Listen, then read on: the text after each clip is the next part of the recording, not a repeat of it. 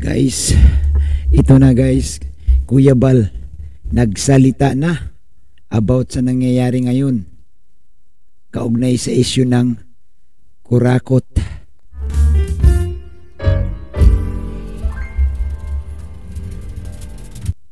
Oy, good morning guys, muli po. Ito ang iyong lingkod, Bobby TV 143 nagbabalik.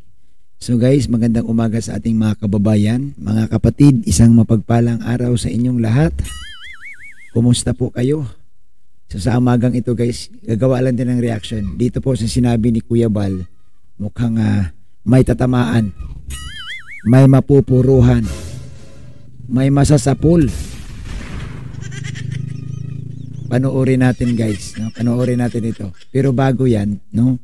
Bago tayo magpatuloy, sa hindi pa po nakasubscribe sa aking YouTube channel, ayan guys yung ating YouTube channel, paki-subscribe po at paki-like, paki-share ang ating mga video. Malaking tulong po yan, no? Ang inyong pag-subscribe sa ating YouTube channel at syempre makasama kayo sa ating grupo, no? Mapasama kayo sa mga solid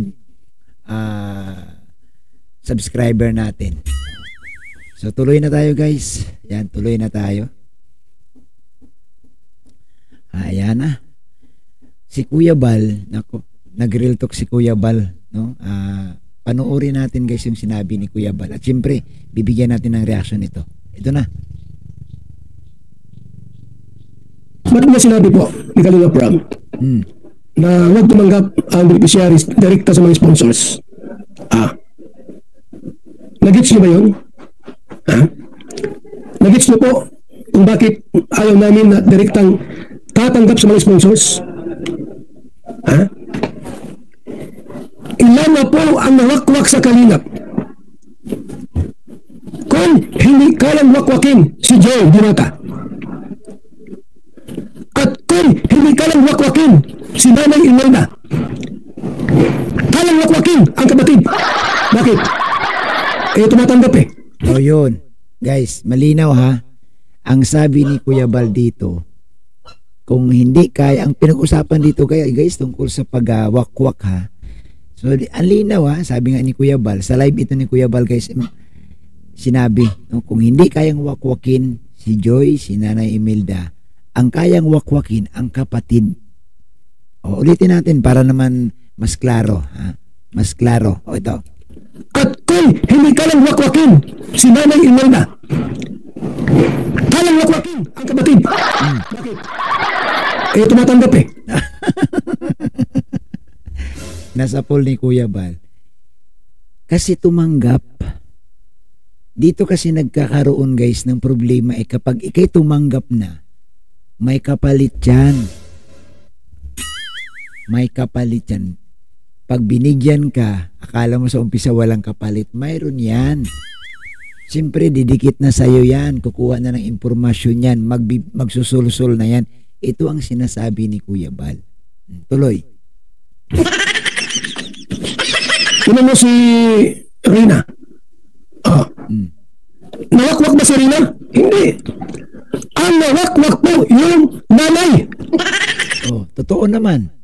Si Rina, ano bang kinalaman ni Rina? Si Rina guys, hindi man siya talaga si Rina nagsunod-sunuran lang naman kasi alam niyo naman, ang kalagayan ni Rina, alam naman nating lahat. Alam mo, sino ang nilapitan nila? Hindi man din si Lolo Nestor. Kasi si Lolo Nestor, sulit sa Kalingap yun. Kay Kuya Bal yun. Ang nilapitan nila guys, ang nanay ni Rina na kung saan madali hong napasunod. Pero kung titingnan natin, ang kwento ni Rina, alam nyo pa ba? Naalala nyo? Ang nag-alaga po kay Rina noong unang panahon, walang iba kundi si Lolo Nestor. Nakatakot-takot din ang inabot ng pambabas. Ano ba ang sabi ni Lolo Nestor?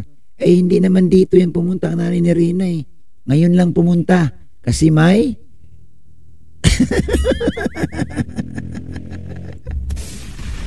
may kwarta na.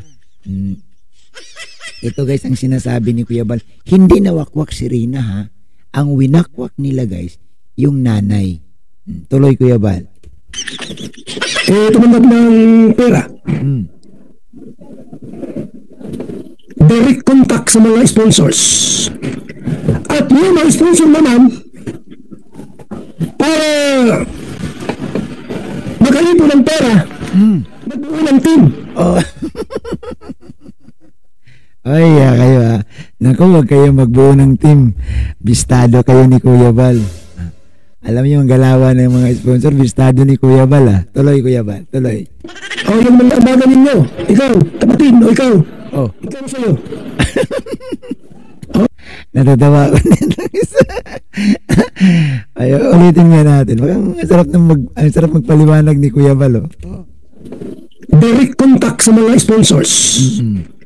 At yung mga sponsor naman, para makalipon ng pera, magbuo ng team. Yung mga amagan ninyo, ikaw, kapatid, ikaw sa'yo. Magkano sa'yo? Ikaw, kapatid, ikaw. Naku, bistado ni Kuya Bal ang galawan, ha? Kuya Bal, tuloy. Nagsusulisit na sa GC. Naku. Pinagbabawal na po namin yan.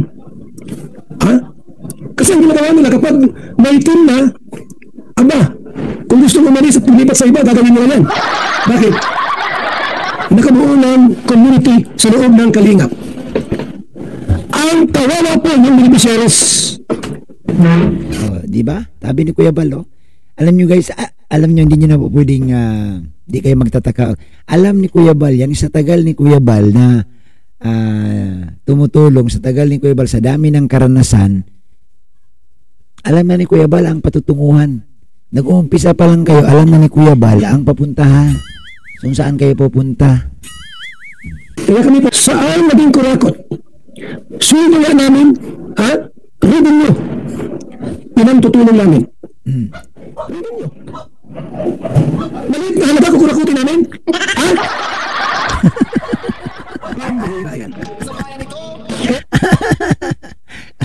Oo, so alam nyo, sinasabi ni Kuya Bal dito guys, maliit man talaga siguro binibigay, hindi man siguro yan kinukurakot. Kumbaga na pantulong din no? Kung hindi man ma-shoutout, kung hindi man may lista, sa tulong din mapunta guys, kasi si Kuya Bal naman kasi dukot lang ng dukot yan sa bulsa o punta doon, biling bigas, kung ano-ano.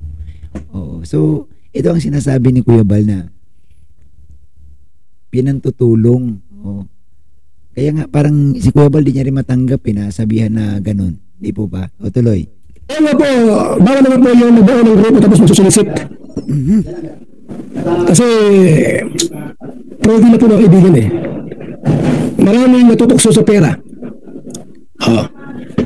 Kung tutulong kayo, direkta na. Ayan. So ang sabi ni Kuya Bal dito, bawal talaga. Alam ko noon pa ito yung online solicitation, bawal man. Ang sinasabi ni Kuya Bal dito, bawal magbuo ng grupo tapos magsusulisit. Yeah, kung gusto yung tumulong, direct na sa kanila. Padali namang hanapin yan Ang dami-daming pwedeng kontakin. Si Kalinga Prab, si Kuya Bal, si Ate Edna, o mga anak ni Ate Edna. Pwede naman yun. Huwag na kayong dumaan kung kani-kanino. Wala yung grupo-grupo. Kung magsusulisit kayo, gamit ang beneficiary. Pag sinita kayo, magtatampo kayo. Yun. Nakuha ko. Gamit ang grupo, gamit ang beneficiary, nagsusulisit. Pag nasita, nagagalit. Naku. Ito talaga, real talk. Buong real talk ni Kuya Bal. Ulitin natin guys, ulitin natin. Kung tutulong kayo, direkta na. Direkta na. Wala yung grupo-grupo. Kung magsusulisit kayo, gamit ang beneficiary. Pag sinita kayo, magtatampo kayo. Ang tanong ko, sino ba Kuya Bal ang nagtatampo? Sino ba nagtatampo? Mayroon po ba? Pag sinisita, tapos malaya sa Kalingap. Naku. Malaya sa Kalingap. At nagtatampo. Alam ko na. Yun ang masakit kasi. Alam nyo, lagi ko itong pinaalala na sumunod lang sa rules. No? Bawal sa Kalingap kasi guys ang mag-direct sa beneficiary. Bawal sa Kalingap ang magsusulisit gamit ang beneficiaries. Bawal talaga, pero nangyayari kasi kaya magulo. Tapos ang sasabihin, magulo ang kalingap. Sino nagpapagulo?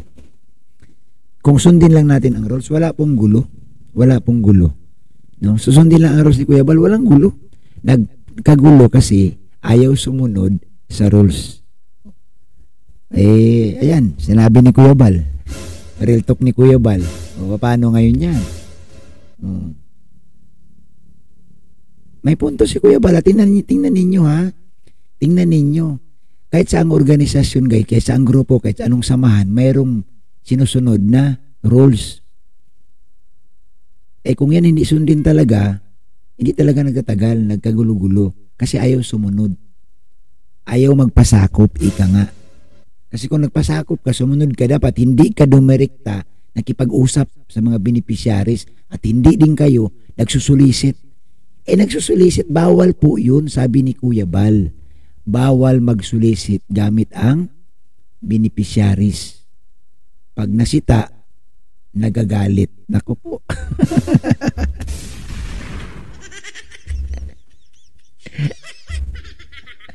Ay, salamat guys. Yan po ang ating reaction sa ngayong umaga. No? Ito po sa live ni Kuya Bal. Guys, sa mga hindi pa po nakasubscribe sa ating YouTube channel, ayan po yung ating channel guys. Huwag niyo pong kalimutan, like, share, and subscribe. Maraming salamat po guys sa inyong lahat. At sana po iligtas tayong lahat sa anumang pagkakataon. Salamat po.